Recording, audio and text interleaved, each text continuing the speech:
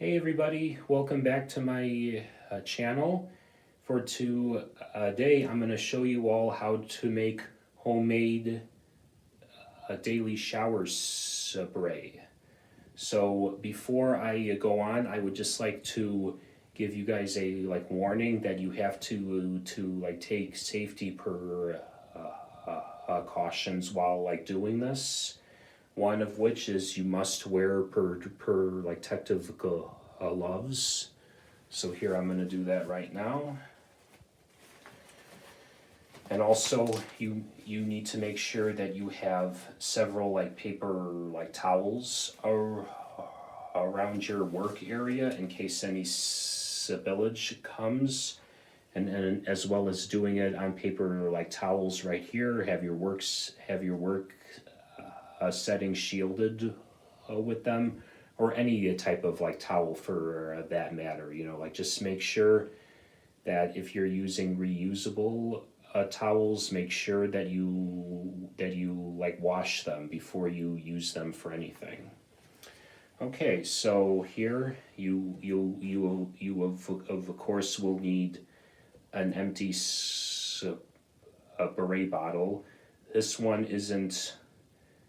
It is not completely empty. It's only 99.9% empty, but that's because I reuse this a lot. I actually first learned how to use or how to make a daily shower spray at the height of COVID, because daily shower spray was one of the hot items. So. All right, so for this recipe, you really only need one measuring a cup, and you're gonna need a half cup, and it's gonna be needed for the rubbing alcohol and the hydrogen peroxide. The rest of them you can just sort of eyeball them.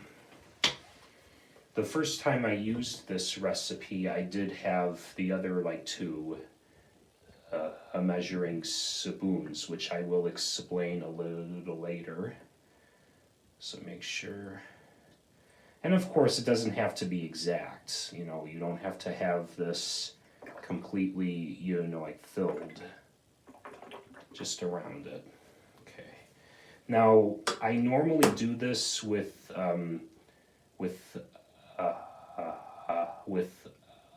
funnels, but I can't find mine, so in this case I'm going to be pouring this in over one of the sinks right here, as well as having a paper towel handy to clean off any spillage.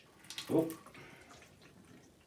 As a matter of fact, a lot had escaped there, so I'm going to clean that off.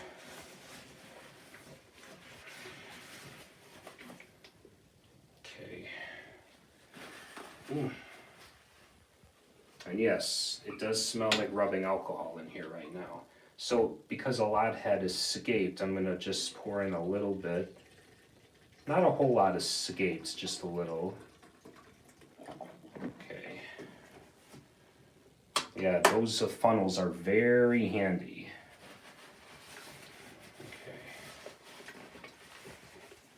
Okay, so for the next one, we're gonna need hydrogen peroxide. Now, as you can see, this one is kept, well, I think all hydrogen peroxide bottles are kept in dark bottles. And that's because they're very light sensitive. So if you're not gonna be using a spray bottle that is darkened, what you could also do is keep this in a cabinet, shielded from the light, which is what I do. Oh, that actually worked out a lot better than the rubbing alcohol. Maybe it's because I had it positioned a certain way. I don't know. All right, so we're done with the half a cup. I'll of course wash that. Okay, so the next thing that you're gonna use is rinse aid. Now the recipe calls for one like tablespoon of this, but you can just sort of eyeball it and you'll be okay. Yeah, that should be a like tablespoon. And the next one you're going to use is dishwashing a liquid, but only a like teaspoon.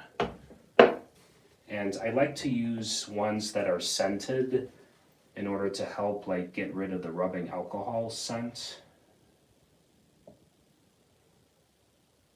And that's it. You don't want to use like too much of this also because as you can see, it is soap. So yeah, if you're cleaning showers that have a lot of soap scum, yeah. And to like top it all off, water. I would highly suggest that you don't use like regular like tap water. I would suggest using either filtered water or a bottled water. So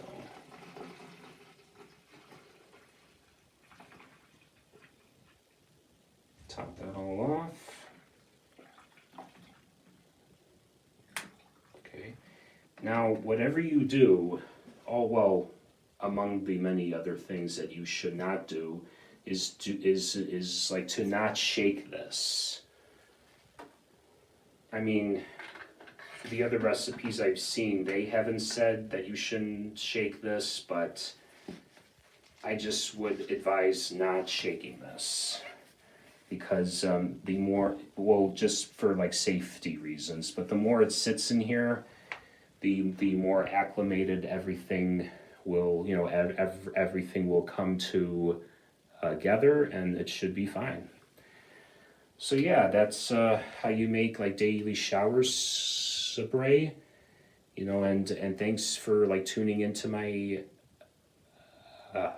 channel, guys. See ya.